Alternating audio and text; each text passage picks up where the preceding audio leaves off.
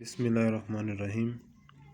अच्छा जी, हमने binomial made easy binomial जो थ्योरम है इसकी सीरीज शुरू की हुई थी। हमने इसके 3 पार्ट बना लिए हैं। आज हमारा चौथा पार्ट है इस वीडियो का बाइनोमियल थ्योरम पर। तो बाइनोमियल थ्योरम पेंसिल को पता नहीं क्या मसला हो गया है। थ्योरम बाइनोमियल थ्योरम आज हमने स्टडी करना है। इससे पिछले पार्ट्स में हमने देखा क्या कि बाइनोमियल थ्योरम असल में होता क्या है। बाइनोमियल थ्योरम असल में क्या होता है कि बाई का मतलब है दो, नोमियल का मतलब है रकमें। थ्योरम होता है कोई कानून, कोई लॉ, कोई थ्योरी किसी ने पेश कर दी, कोई मेथड पेश कर दिया, उसे थ्योरम कहते हैं। बाइनोमियल थ्योरम में होता क्या था कि पावर हमने खोलनी होती है। कोई भी दो रकमी जो एक्सप्रेशन होती है, अलजेब्रिक एक्सप्रेशन, उसकी पावर को खोलना होता है। तो उसकी पावर को खोलने के लिए जो थ्योरम दिया गया है, कोई भी दो रकमी अलजेब्रिक एक्सप्रेशन हो, उसकी पावर को खोलने के लिए जो रूल, जो लॉ, जो मेथड दिया गया है उसे बाइनोमियल थ्योरम कहते हैं। बाइनोमियल थ्योरम असल में होता ये है। तो हमने देखा था कि पहले हम इसको खोलते थे दो रकमी एक्सप्रेशन हो, जैसा कि हमने देखा था कि a+b दो रकमें हैं, दो रकमी एक्सप्रेशन है। तो उसकी कोई भी पावर हो तो हम इसे कैसे खोलते थे कि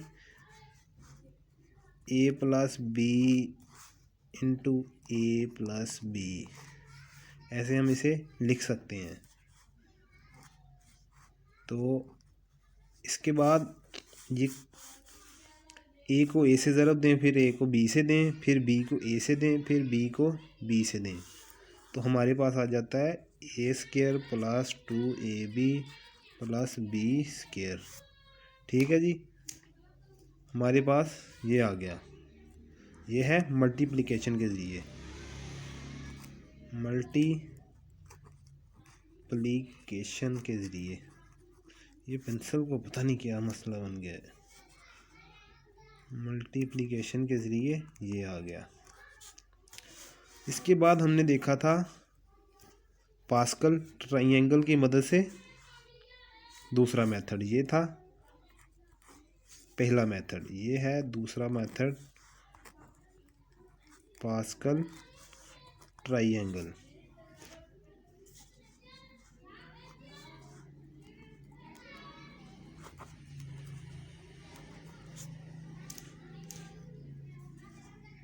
ठीक है जी, पास्कल ट्राइंगल ये था दूसरा मेथड कि हमने देख लिया था कि ए जो है वो अपनी मैक्सिमम पावर से, जैसा कि मसलन a+b की पावर कोई भी हो, लगा लें कि 8 हो, तो ए ने अपनी मैक्सिमम पावर से शुरू होना है। अगर हमने इसकी पावर खोलनी हो किसी भी बाइनोमियल यानी कि दो रकमी अलजेब्रिक एक्सप्रेशन की, हमने पावर कोई भी उसकी हो वो खोलनी हो, तो ए ने अपने मैक्सिमम पावर से शुरू होकर, यानी कि ए की जैसे 8 है तो ए की 8 से शुरू होकर दाईं जानब डिक्रीज़ होना है। डिक्रीज़ का मैं डी लिख लेता हूँ। और बी ने 0 पावर शुरू होकर, बी अपनी 0 की पावर से शुरू होकर दाईं जानब इंक्रीज़ होगा। इंक्रीज़ का मैंने यहाँ पर आई लिख दिया है। जैसे ए अगर यहाँ पर 8 है तो बी यहाँ पर शुरू में 0 है, प्लस ए की फिर 7 हो जाएगी, बी की 1 आ जाएगी, फिर ए की 6 आ जाएगी, बी की 2 हो जाएगी। ऐसे चलते चलते ए की 0 और बी की 8 आ जाएगी, जहाँ तक हमारी एक्सपेंशन यानी इसकी पावर खुल जाएगी। हमने ये सब कुछ देख लिया था। पास्कल ट्राइंगल ने हमें बताया क्या था कि इनके साथ जो नंबर लगने हैं वो कौन से होंगे, तो वो हमें पास्कल ट्राइंगल ने बताया था। जैसे ये हमने ऊपर सारी पास्कल ट्राइंगल स्टडी की थी।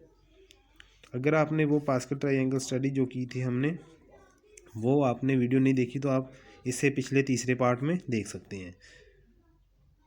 तो आज हमने बात करनी है बाइनोमियल थ्योरम पर।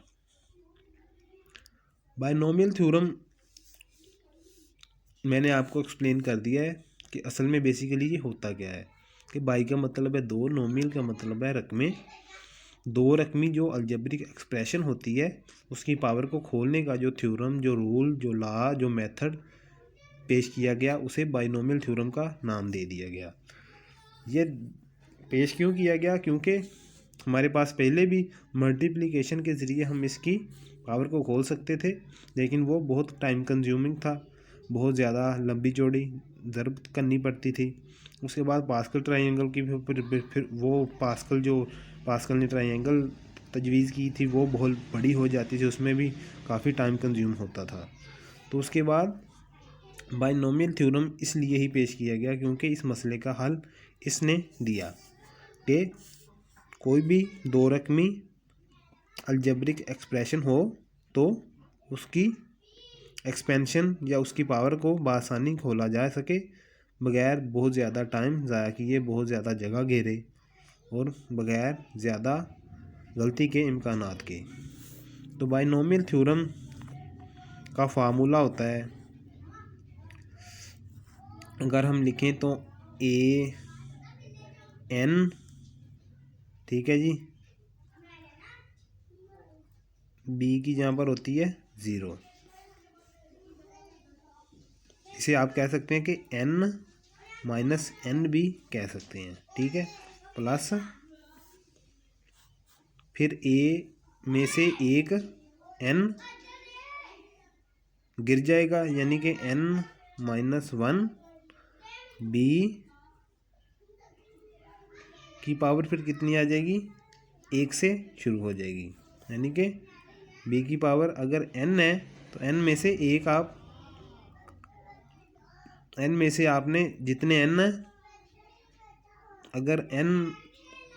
अगर यहाँ पर हम लिख लें कि a प्लस बी की पावर 7 है तो जितने n है उनसे एक b की पावर यहाँ से 1 से शुरू हो जाएगी। जैसे कि अगर यहाँ पर 7n है तो 6n आपने बाहर निकाल देना है, इससे 6 नंबर और 1 नंबर रखना है।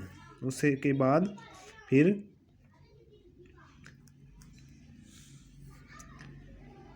a में से n-2 और b की हो जाएगी फिर 2, जैसे हम पीछे देखते आ रहे थे कि ये सीरीज इसी तरह से ही चलती थी। आपको इस तरीके से बाइनोमियल थ्योरम का फार्मूला याद करने में आपको बल्कि याद करना ही नहीं पड़ेगा, आप खुद ये फार्मूला तैयार करेंगे।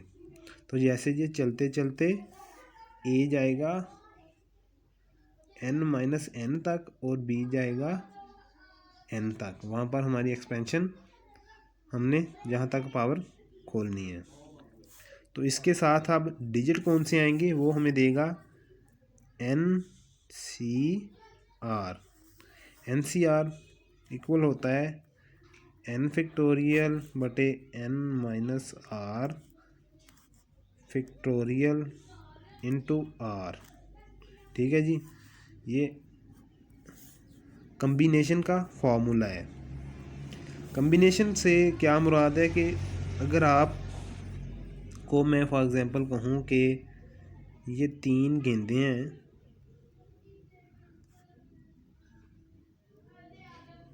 तो इसके आपने पॉसिबल सेट बनाने हैं, पॉसिबल कम्बिनेशन बनाने हैं। मैं कह देता हूँ कि ये रेड है, ये येलो है, ये ग्रीन है। तो आपने 3 गेंदें इस तरह से रखनी है कि एक बार रेड से आप येलो रख सकते हैं, एक बार रेड से आप ग्रीन रख सकते हैं, एक बार आप रख सकते हैं ग्रीन से येलो। इसके बाद कोई पॉसिबल कम्बिनेशन है, रेड के साथ आपने येलो भी रख ली, रेड के साथ आपने ग्रीन भी रख ली, ग्रीन के साथ आपने येलो रख ली, इसके अलावा इसका कोई पॉसिबल कम्बिनेशन नहीं है। तो ये कम्बिनेशन असल में होता ये है कि इतनी चीज़ें हैं आपके पास और आपने इसके कम्बिनेशन बताने हैं। अगर n हमारे पास हो के हमारे पास 3 चीज़ें हैं उसके कम्बिनेशन बनाने हैं तो NCR जितने उसके कम्बिनेशन पॉसिबल बनते हैं।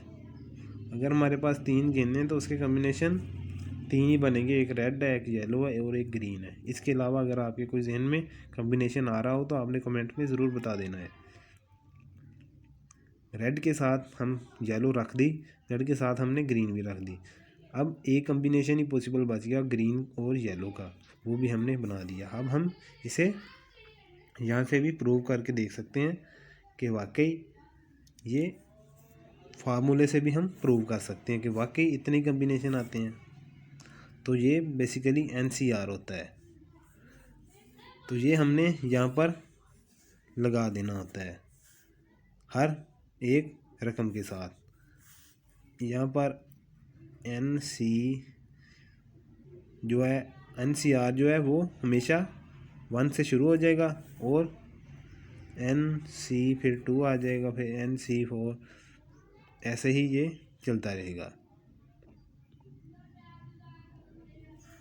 ये सारा बाइनोमियल थ्योरम का फॉर्मूला होता है। तो ये बल्कि NC 0 से शुरू हो रहा होता है, ये हमने थोड़ी मिस्टेक कर ली है। और NC यहाँ पर 1 होता है, यहाँ पर NC 2 होता है। ये सिर्फ हमें नंबर देने के लिए होता है कि इस टर्म के साथ कौन सा नंबर लगना है। तो इसका फार्मूला NCR निकालने का ये होता है। यहाँ पर R अब 2 है, N जितना A प्लस B के ऊपर जितनी दो रकमी जो एक्सप्रेशन होगी, जितनी उसके ऊपर पावर है वो N है।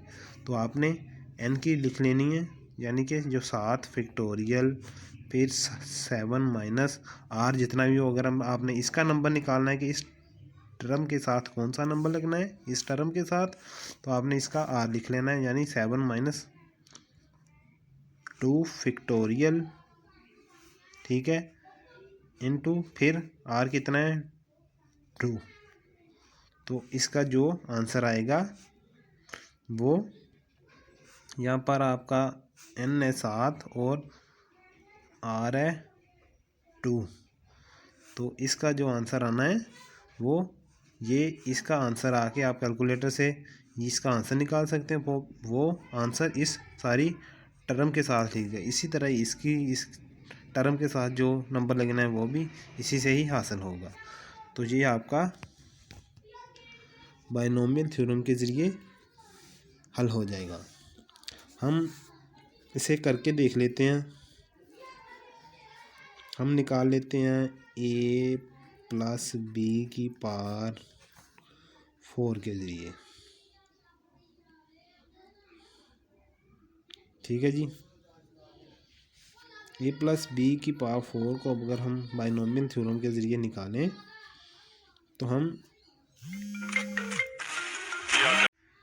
तो अगर आप ये सारा कैलकुलेट करेंगे तो A प्लस B की 4 को, तो आपके पास यहाँ पर आपका NC 0 यानी N आपके पास 4 है, तो आप यहाँ पर 4 लिखेंगे। यहाँ पर 4C1 आएगा, यहाँ पर 4C2 आएगा, यहाँ पर 4C3 और यहाँ पर 4C4 आएगा। तो अगर आप इस कम्बिनेशन के फॉर्मूले को N factorial over N minus R सारे का फैक्टोरियल इंटू R, इसके ज़रिए अगर आप NCR का सब का इसका निकालेंगे तो आपके पास जो आएगी वो आएगा कि इसके साथ कौन सा डिजिट लगना है। सिर्फ आपने ये देखना है 4C0 हमेशा आपके पास एक ही आएगा, NC0 जिसे हम NC0 भी कह सकते हैं। तो एक अगर एक ही 4 के साथ मल्टीप्लाई होगा तो एक ही 4 ही के लिए रह जाएगी। अब NC1 जो है ये हमेशा आता है N के बराबर, यानी N हमारे पास क्या है 4, तो इसके साथ लगेगा 4। आप इस फार्मूले के हिसाब से कैलकुलेट भी कर सकते हैं।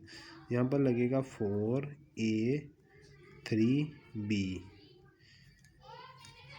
इसके बाद आगे हमारे पास 4C2 अगर आप इस फॉर्मूले के साथ कैलकुलेट करें तो आपके पास आता है 6 A² B² प्लस 4C3 आपके पास आएगा 4। आपके पास नीचे फार्मूला मैंने लिख दिया है, आप इससे कैलकुलेट करके कंफर्म भी कर सकते हैं। उसके बाद NCN हमेशा आता है 1 के बराबर, NC0 और NCN हमेशा 1 के बराबर आता है, और NC1 जो है ये हमेशा n के बराबर आता है।